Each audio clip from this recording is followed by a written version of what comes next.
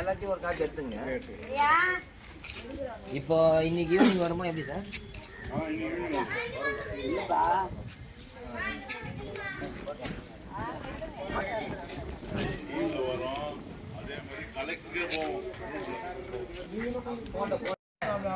கரைஞ்சி போய்க்குது.